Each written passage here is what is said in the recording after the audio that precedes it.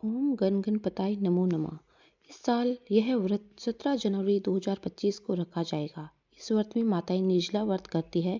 शाम को चंद्रमा को देखकर व्रत खोलती है। चंद्रमा की पूजा का विशेष महत्व माना जाता है और गणपति को तिल से बने तिलकुट्टा का भोग लगाया जाता है, इसलिए इसे तिलकुट्टा चौथ भी कहते हैं। जानिए तिलकुट्टा चौथ व्रत कथा।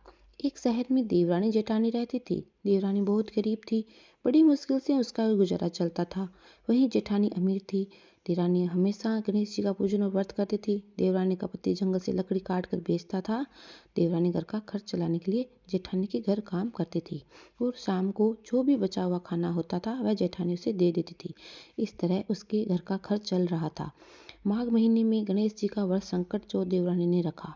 उसके पास पैसे नहीं थे, इसलिए उसने तिल व गुड़ लाकर तिलकुट्टा बनाया। पूजा करके तिल चौथ की कथा सुनी और जेठानी के यहाँ काम करने चली गई। सोचा शाम को चंद्र को अर्घ्य देकर जेठानी के यहाँ से कुछ खाना मिलेगा तो खा लेगी। शाम को जब जेठानी घर खाना बनाया तो उसकी जेठानी का व्रत होने के कारण सभी ने खाना खाने से मना कर दिया। अब देवरानी ने जेठानी से बोला, आप मुझे खाना दे दो जिससे मैं घर जाऊं। इस पर जेठानी ने कहा कि मैं आज तो किसी ने भी अभी तक खाना नहीं खाया, तुम्हें कैसे दे दूं? तुम सवेरे ही बचा हुआ खाना ले जाना।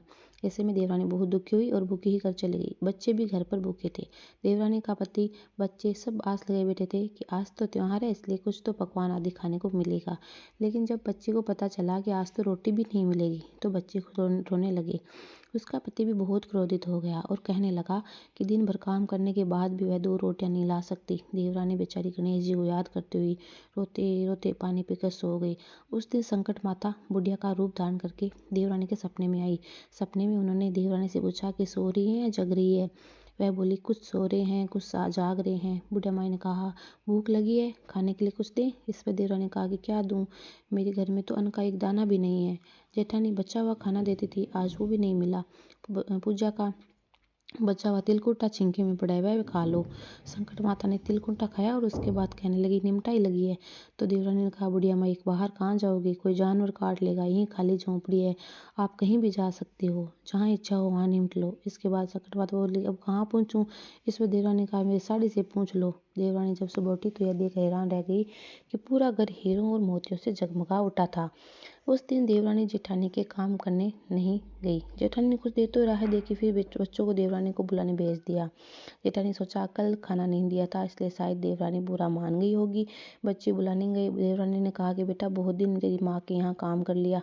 बच्चों से घर जाकर माँ से कहा कि चाची का पूरा घर हीरो और मोतियों से जगमगा उठा है। जेठानी दौड़कर देवरानी के पास आई और पूछा कि यह सब कैसे हो गया। तो देवरानी ने उसके साथ जो हुआ वह सब कह डाला। उसने वैसे ही करने की सोची। उसने भी संकट चौथ के दिन तिलकुट्टा बनाया। रात को संकट माता उसके भी सपने में आई। बोली, भूख लगी है तो मैं क्या खाऊं? जेठानी ने कहा कि आपके लिए छिंके में रखा है फल और मेवे भी रखे हैं, जो चाहे खा लो। उसके बाद कहने लगी, निमटाई लगी है। तो जेठानी बोली, मेरे इस महल में कहीं भी निमट लो। फिर उन्होंने बोला कि अब पूछो कहाँ? जेठानी बोली, कहीं भी पूछ लो। तो सुबह जब जेठानी उठी तो घर में बदबू गंदगी के अलावा कुछ भी नहीं थी।